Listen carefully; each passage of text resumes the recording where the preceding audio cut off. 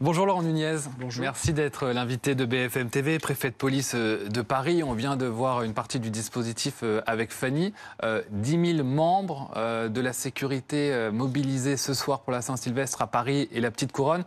C'est plus que les années précédentes ? Non, c'est le même chiffre que l'an passé. On a 10 000 membres des forces de sécurité, donc des policiers, des gendarmes, des sapeurs-pompiers, des militaires du dispositif Sentinelle, comme ça vient d'être indiqué, des secouristes également, et puis aussi des polices municipales sur l'ensemble de l'agglomération, dont à Paris d'ailleurs, qui seront engagés sur le dispositif de sécurisation des Champs-Élysées. Donc vous avez changé le comptage par rapport aux années précédentes. L'année dernière, vous annonciez 6 000 forces de l'ordre mobilisées, là 10 000, mais donc vous comptez en plus cette année les policiers. Oui, enfin non, il n'y a pas de changement de comptage. C'est-à-dire que ce soir, combien de policiers et gendarmes sont mobilisés? 6 000 comme l'an dernier? C'est 6 000 policiers et gendarmes qui sont mobilisés sur l'ensemble de l'agglomération parisienne. C'est à peu près le chiffre de l'an passé.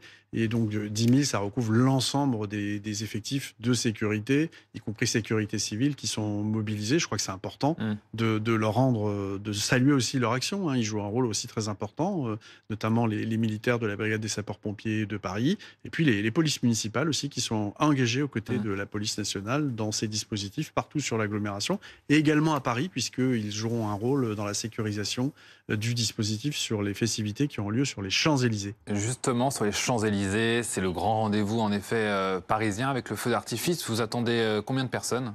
Bien sûr, donc il n'y a pas que le feu d'artifice. Donc le feu d'artifice, c'est à minuit, mais à partir de 19h, puis à partir de 21h avec une retransmission télévisée, il y aura plusieurs artistes qui vont se produire. Et donc on attend, comme chaque année, un peu plus d'1 million de personnes sur les Champs-Élysées. Puis en réalité, dans les rues de Paris, sur l'espace public, il y aura beaucoup plus de monde, même si les festivités sur voie publique se concentrent vraiment sur les Champs-Élysées et sur l'Étoile, notamment avec ce concert, mais qui sera visible. C'est la production, enfin la prestation de certains artistes, mais qui seront visibles sur l'ensemble des Champs-Élysées, puisque les écrans ont été disposés de la Concorde à l'Étoile.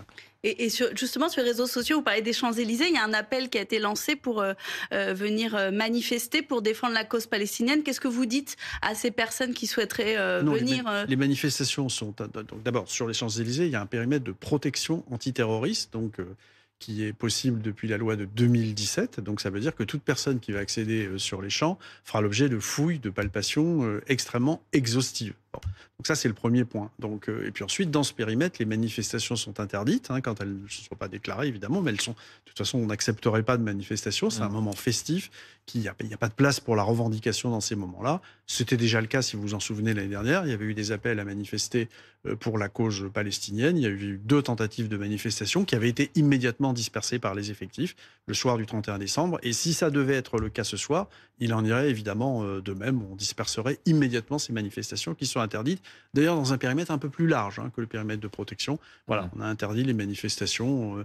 Il y a un temps pour tout. Il y a un temps pour les manifestations revendicatives. Et là, on est dans un moment de festivité. Et donc, ces manifestations sont interdites. Vous nous avez détaillé le dispositif colossal pour ce soir. Très concrètement, qu'est-ce que vous craignez en fait ? Non, d'abord, sur les Champs-Élysées, il faut qu'on soit attentif parce qu'il y a une foule importante. Il y a le risque terroriste qui est toujours présent, d'où ces dispositifs de fouille, de palpation, cette présence policière. Le ministre de l'Intérieur a souhaité qu'on ait le même dispositif que l'an passé, c'est-à-dire un dispositif très musclé qui nous permet d'assurer une présence visible des forces de l'ordre partout sur ce lieu de festivité important que sera les Champs-Élysées. Mais nous ne négligeons pas pour autant, bien évidemment, la prévention des violences urbaines. Il en a fait état juste avant par votre journaliste.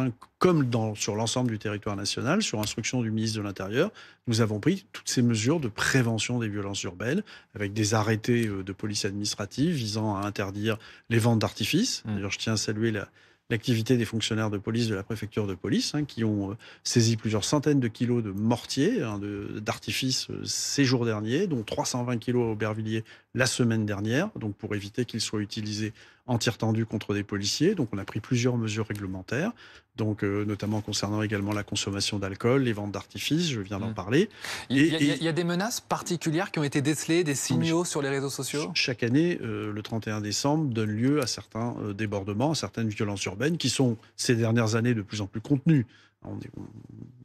Il est loin le temps où on avait plusieurs centaines de voitures brûlées. Donc voilà, ce phénomène est contenu, mais forcément nous nous y préparons, nous les prévenons par des mesures administratives en amont. Et surtout, ce soir, nous aurons un gros dispositif policier pas seulement aux Champs-Élysées, mais partout sur l'agglomération parisienne, pour être extrêmement réactif. S'il y avait des violences urbaines, les instructions que j'ai passées aux effectifs de l'agglomération, et c'est celle que je reçois du ministre de l'Intérieur, c'est d'être très réactif, d'être très ferme au moindre débordement, moindre tentative d'incendie de poubelle, prise à partie des forces de l'ordre. Nous serons extrêmement réactifs et extrêmement fermes. Et d'ailleurs, j'en profite pour adresser un message de mise en garde. Ce sera tolérance zéro, évidemment, sur ces sujets. Mais les policiers disent sur le terrain, quand il y a des violences urbaines, c'est toujours difficile d'interpeller en direct des personnes. Donc, est-ce qu'il y a vous dites tolérance zéro ce soir, j'imagine que c'est toujours le cas. Est-ce qu'il y a des consignes particulières pour ce soir par rapport à d'habitude sur les violences urbaines? Alors, d'abord, deux choses. Les policiers, non, ils ne nous disent pas que c'est difficile. Ils font un travail remarquable. Et l'an passé, toutes les tentatives de violences urbaines ont été immédiatement étouffées. C'est difficile d'interpeller, ça c'est vous qui le dites. L'année dernière, on a interpellé 228 personnes sur l'ensemble de l'agglomération. 228. Alors c'était un peu moins que l'année précédente. Il faut s'en féliciter. Ça veut dire sans doute qu'il y avait eu moins d'exactions. L'année précédente, en 2022, c'est 258, mais 228 interpellations. Et je ne doute pas une seconde que s'il y avait ce soir des tentatives de violences urbaines, nous aurons la même réactivité. Nous procéderons également à des interpellations. Ça, c'est pour les violences urbaines. Vous avez évoqué la menace terroriste. À quel niveau se situe justement cette menace aujourd'hui? Non, la menace, elle est toujours à très haut niveau. Nous sommes toujours dans un dispositif depuis mars 2024 en urgence attentat. Donc évidemment, la menace, elle demeure très élevée. Vous voyez ce qu'est le contexte international. Vous voyez la persistance de cette menace endogène aussi, avec des individus qui peuvent passer à l'action, qui sont présents sur le territoire national. Voilà, donc cette menace, elle est très élevée, d'où un dispositif qui est vraiment à la hauteur et qui consiste d'abord en amont. Je veux saluer évidemment le travail des services de renseignement français qui sont parmi les meilleurs au monde. Et puis il y a le dispositif de voie publique que nous aurons avec énormément de policiers très visibles qui joueront un rôle dissuasif évident et qui seront évidemment en réaction s'il devait y avoir le moindre incident. J'imagine que vous avez eu des consignes, en tout cas vous avez évidemment des échanges avec le ministre de l'Intérieur.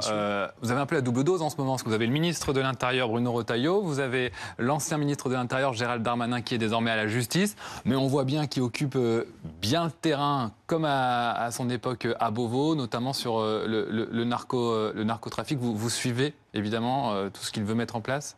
Oui, bien sûr. Moi, mon patron, c'est le ministre d'État, ministre de l'Intérieur, Bruno Retailleau. Donc, c'est lui qui dirige l'ensemble des préfets, qui est à la tête du ministère de l'Intérieur. Et moi, sous son autorité, j'ai la responsabilité de l'agglomération.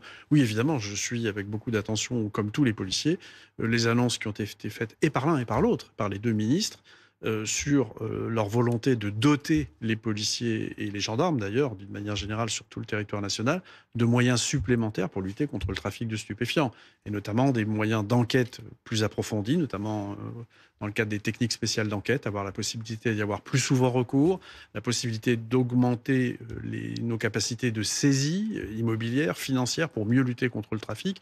Ces mesures qui ont été annoncées, vous imaginez, elles sont très attendues par l'ensemble des policiers, et à titre plus personnel par le préfet de police. Évidemment, nous faisons beaucoup pour lutter contre le trafic de stupéfiants, mais nous voyons bien que celui-ci persiste et qu'il faut passer à la vitesse supérieure et donc avoir des mesures juridiques supplémentaires dont une partie, et vous avez raison de le souligner, une partie dépend de ces mesures législatives, effectivement, du garde des Sceaux, du ministre de la Justice.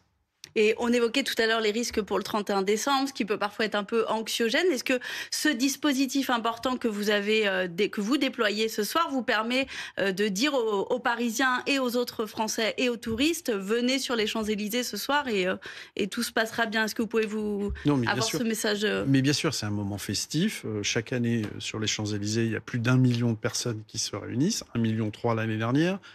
On estime que sur l'espace public à Paris, le chiffre est bien plus important. Évidemment qu'on invite les gens à venir en toute sécurité. Bien consulter la liste des objets interdits, puisqu'il y aura des fouilles, des palpations. On ne pourra pas rentrer avec des bouteilles, on ne pourra pas rentrer avec des objets qui peuvent constituer des armes par destination. Il faut ouvrir les sacs. Il faut se plier aux mesures de contrôle.